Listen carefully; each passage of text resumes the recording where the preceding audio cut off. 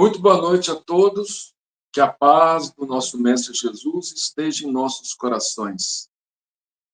Vamos pedir a Ele que nos abençoe nessa noite, que a gente possa aproveitar a mensagem que vem do alto, que vem dos contos que os mensageiros do alto, que o nosso querido irmão, no nosso caso, Humberto de Campos, tem trazido, que a gente possa aproveitar essa mensagem para a nossa reflexão pessoal, para que a gente possa fazer ajustes em nossas vidas que permitam-nos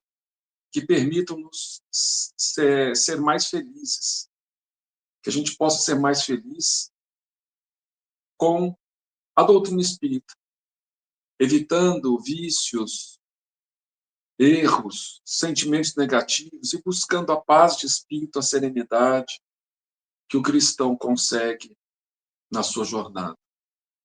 Muito obrigado por tudo, mestre, e que a sua paz esteja conosco, o seu amor nos envolva. Obrigado aos amigos espirituais que nos assistem sempre nessas horas. Que assim seja. Então, estamos aí fazendo uma seleção de histórias do livro Reportagens de Além Túmulo. E a mensagem de hoje é de número 28. Tem como nome, como título, A Queixosa. Bem-vinda Fragoso tornara-se amplamente conhecida pelas suas queixas constantes. Quem a ouvisse, na relação dos fatos comuns, afirmaria que a infeliz arrematara todos os desgostos do mundo. Então, a nossa querida Bem-vinda Fragoso era uma pessoa que se queixava de tudo. E quem ouvisse ela pensava assim, essa mulher é a mais infeliz que tem, em função das queixas, que podem se tornar um hábito em nós mesmos. Órfã de pai e mãe, vivia à custa de salário modesto, numa fábrica de toalhas. Todavia, se a existência era laboriosa, não faltavam recursos para torná-la melhor. Não se casara, mas 2 sobrinhos inteligentes e generosos faziam-lhe companhia no ambiente doméstico. Os genitores não lhe deixaram haveres em espécie, mas sempre legaram à filha o patrimônio do lar, edificado ao preço de sublime sacrifício. Então ela não se casou, era solteira, vivia com 2 sobrinhos que eram muito bons para ela, e embora os pais, que ela era órfã de pai e mãe, embora os pais não tenham deixado dinheiro para ela, mas deixaram a casa, deixaram um lar onde ela poderia viver tranquilamente. Bem-vinda rodeava-se de oportunidades benditas, mas não sabia aproveitá-las. Cristalizara-se nas queixas dolorosas, aniquilando as próprias energias. A mente enfermiça desfigurava as sugestões mais belas da vida diária. Sou profundamente infeliz, dizia a uma colega de trabalho. Vivo insulada à maneira de animal sem dono. Morrer seria para mim uma felicidade. Disse que o fim é sempre doloroso. Não será, porém, mais agradável alcançar o final do caminho no meio de tantas sombras e surpresas? E aí a companheira, ouvindo essas queixas dela, dizia: não digas isso, bem-vinda. Temos saúde. Ou companheira dela de trabalho. Não nos falta trabalho. Teus sobrinhos gostam de ti.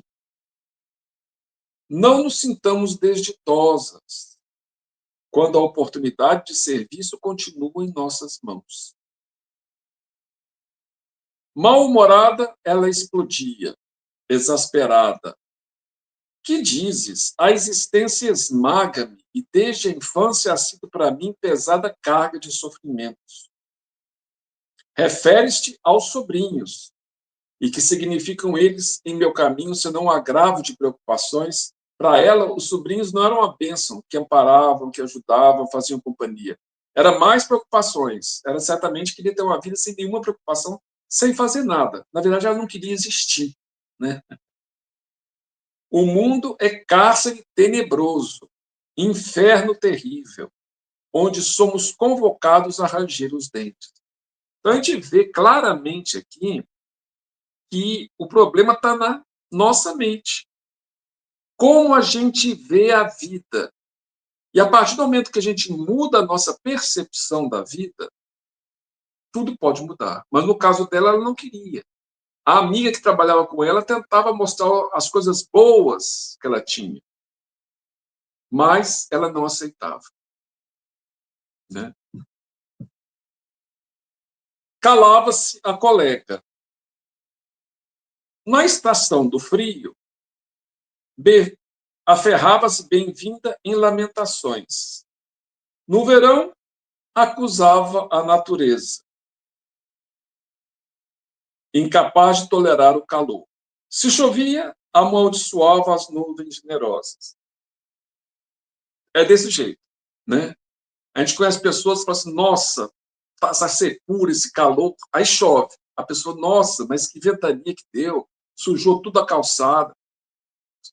Então, muitas vezes, nós estamos sempre achando defeito em tudo. É impossível ser feliz. Qualquer circunstância, para nós, quando estamos condicionados com a reclamação, com o desprezo pelas oportunidades, nós seremos infelizes em qualquer circunstância. Se temos companhia, como ela, por exemplo, né, que tem os sobrinhos, não, eles são ponto de preocupação. Se ela não tivesse os sobrinhos, não, eu vivo sozinho, ninguém se preocupa comigo. É assim. Até a pessoa acordar, e muitas vezes não vai acordar aqui na Terra, vai acordar no mundo espiritual.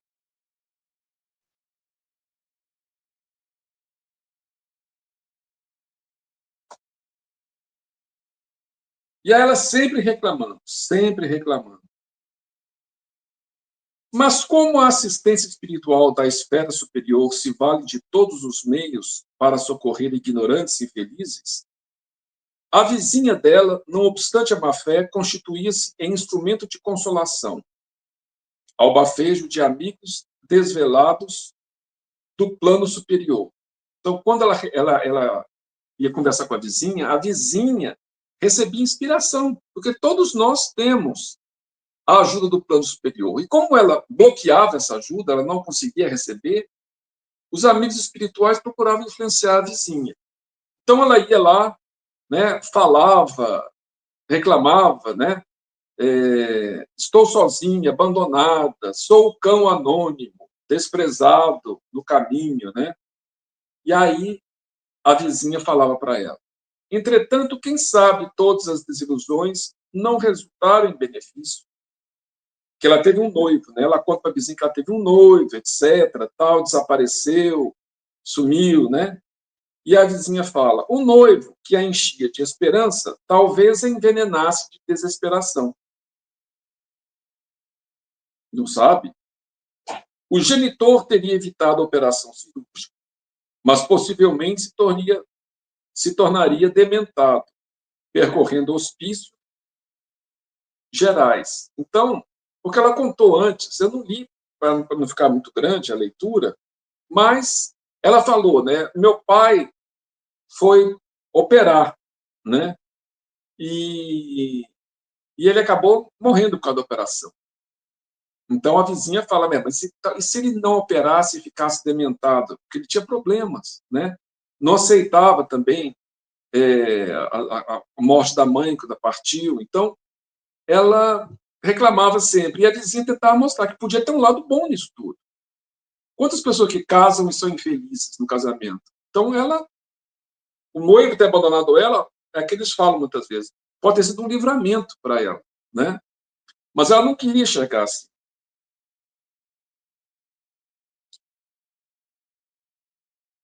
Em vez de ponderar as observações amigas, bem-vinda retrucava. Não me conformo. Para mim, a vida se resume no drama pungente que aniquila o espírito. Então, ela não se conformava, não adiantava, né? ela não aceitava a vida como ela era. E, pelo jeito, não aceitaria a vida de forma nenhuma. Se ela tivesse a infelicidade de casar com o rapaz que casar com ela ia ser infeliz junto com ela, porque ela ia reclamar de tudo também. Porque é um hábito da pessoa. Ela leva consigo. Então, a gente, quando cultiva esses hábitos, a gente leva com a gente onde quer que a gente esteja. Então, por isso que a gente vê que o paraíso não é um lugar que a gente vai. Porque se a gente fosse para o melhor lugar do mundo, a gente ia reclamar do mesmo jeito. Então, o paraíso tem que ter construído dentro de nós. A gente tem que mudar a nossa maneira de enxergar. Ser mais grato. A gratidão é um dos grandes fatores de felicidade. Enquanto a revolta, a lamúria, a reclamação é um dos maiores fatores de infelicidade para o espírito. O problema é que o espírito nunca vê que isso é algo que a pessoa pode mudar dentro de si. A pessoa que é grata, alguém vai falar, ela é grata por causa disso. Ela é grata porque ela é feliz. Não. Ela é feliz porque é grata. A pessoa feliz é grata, é alegre, está sempre de bem com a vida. A pessoa infeliz está sempre de mal com a vida. Está sempre resmungando, sempre infeliz, insatisfeita. Né? E aí, assim, ela continuava. Essa vida não me serve. Até quando serei escrava dos outros? Capacho do destino. Maldita a hora em que nasci para ser tão desgraçada. Então, essa realmente era a tristeza em pessoa. Né? Os sobrinhos olhavam para ela entristecidos. Quando conseguimos melhorar a melhor remuneração, Titi, havemos de auxiliá-la, retirando-a da fábrica. Não é a senhora nossa verdadeira mãe pelo espírito? Olha os sobrinhos como eram carinhosos com ela, né? Porque ela reclamava do serviço de casa, achava que era escrava de todo mundo. Bem-vinda, no entanto, longe de comover-se, multiplicava as impertinências. Não creem em ninguém. Quando vocês puderem, irão me deixar na primeira esquina. Não pensam senão em diversões e más companhias. Creem que resolverão meus problemas com promessas? Observando-lhe a feição neurastênica, os rapazes esperavam a refeição calados. Terminada a refeição, regressavam naturalmente à rua. O ambiente doméstico pesava. A lamentação viciosa é força destrutiva. Bem-vinda não reparava que as amizades mais íntimas a deixavam sozinho. Quem é que aguenta ficar perto de uma pessoa assim? Amarga o tempo todo. Cada um de nós tem os seus momentos difíceis, mas uma pessoa o tempo todo amarga, né? A deixavam sozinha no círculo das queixas injustificadas. Ninguém estava disposto a ouvir-lhe as blasfêmias e críticas impiedosas. As colegas de serviço evitavam-lhe a palestra desanimadora. E aí as pessoas se afastam, e aí a gente fala assim, tá vendo? Eu estou mesmo sozinho. A gente justifica que os outros abandonaram a gente, não que a gente expulsou os outros da nossa convivência com a nossa atitude. Se a gente se tornar uma pessoa alegre, bem-humorada, de bem com a vida, as pessoas naturalmente virão ao nosso encontro. Né? As vizinhas refugiavam-se em casa ao vê-la no quintal, invadido por ervas rústicas. Nem do quintal ela cuidava. Os sobrinhos toleravam-na, desenvolvendo imenso esforço. Nesse insulamento, a infeliz piorava sempre. Começou a queixar-se amargamente do serviço e a acusar a administração da fábrica. Enquanto sua atitude se limitava a círculo reduzido, nada aconteceu. Todavia, quando resolveu dirigir-se ao gerente para reclamações descabidas, recebeu a ordem de demissão. Conseguiu o que queria, digamos assim. Né? Parece que era isso que ela queria, para se sentir cada vez mais infeliz. Enclausurada no desespero, não tinha percepção das oportunidades que se desdobram no caminho de todas as criaturas. Nem compreendia que não era a única pessoa a lutar no mundo.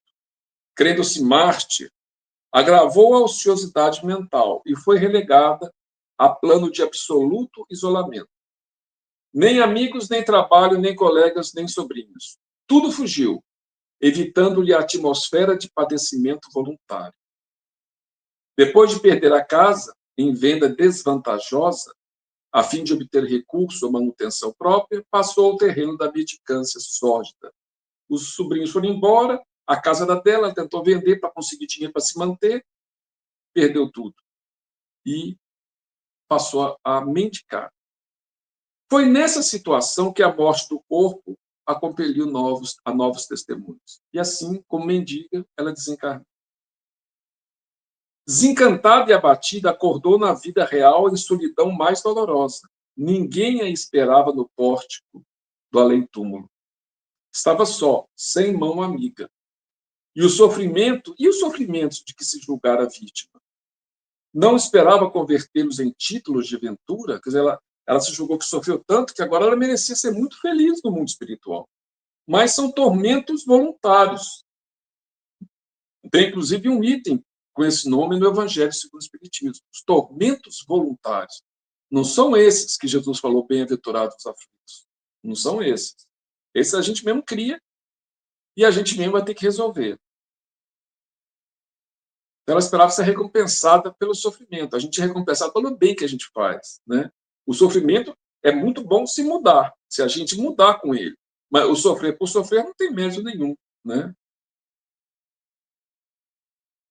Descrera da providência no mundo. Entretanto, no íntimo, sempre acreditara que haveria glorioso lugar para os infelizes.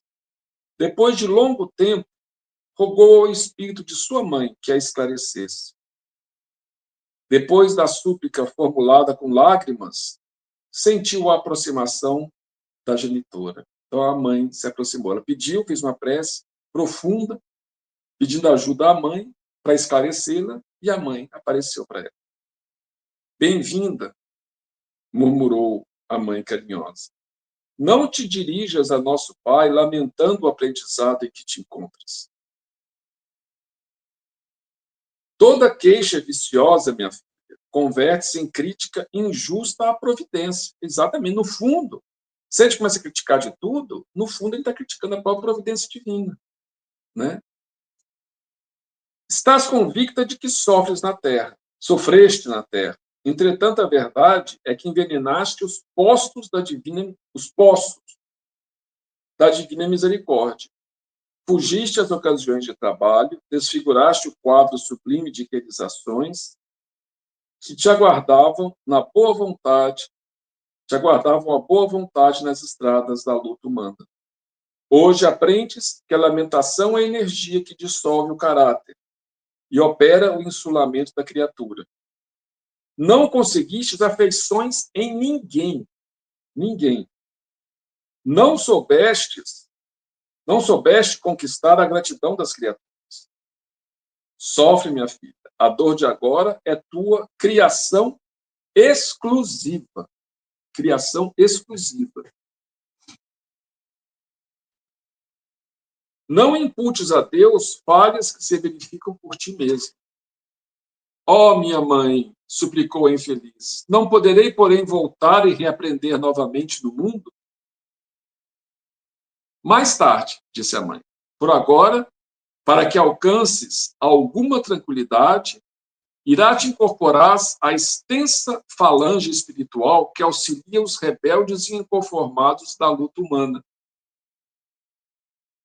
Reduziste a existência a montão de queixas angustiosas, sem razão de ser. Trabalharás agora em espírito ao lado daqueles que se fecham na teimosia quase impenetrável a fim de compreenderes o trabalho perdido. Então, o que ela vai fazer? Ela vai trabalhar numa falange, num grupo de espíritos, para ajudar aqueles que eram como ela, né? Então, auxilia os rebeldes e inconformados. Então, olha como é que Deus permite a mudança. Ela vai ajudar os rebeldes e inconformados como ela, e fazendo isso, mesmo que eles não modifiquem, só de fazer isso, esse exercício de ajuda, ela vai estar ajudando a si mesma. Vai estar mudando os padrões, porque ela vai ter que insuflar neles boa vontade, vai ter que tentar influenciar eles para serem gratos, generosos, etc. E com isso ela vai estimular dentro de si esses sentimentos também, né?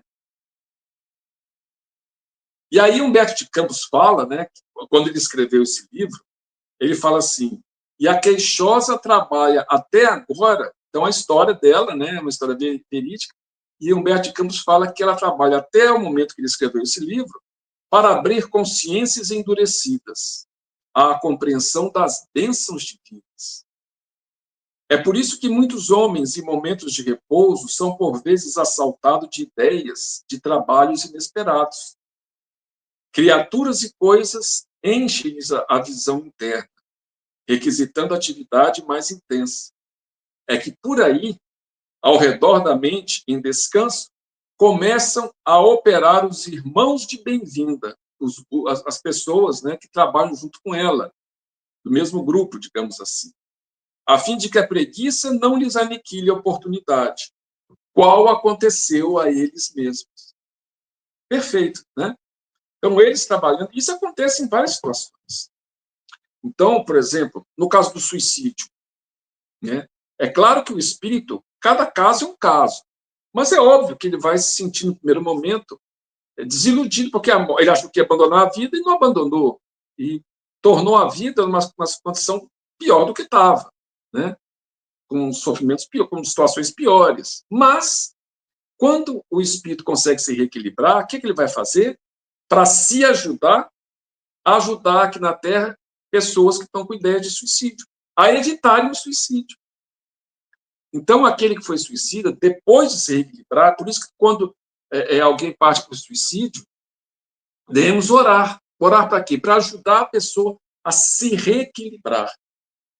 Porque quando a pessoa se reequilibrar, né, tiver com a consciência já acertada, ela poderá trabalhar em grupos para impedir o suicídio de outras, até que volte na Terra para resgatar os compromissos, porque tudo que a gente faz, a gente tem que resgatar.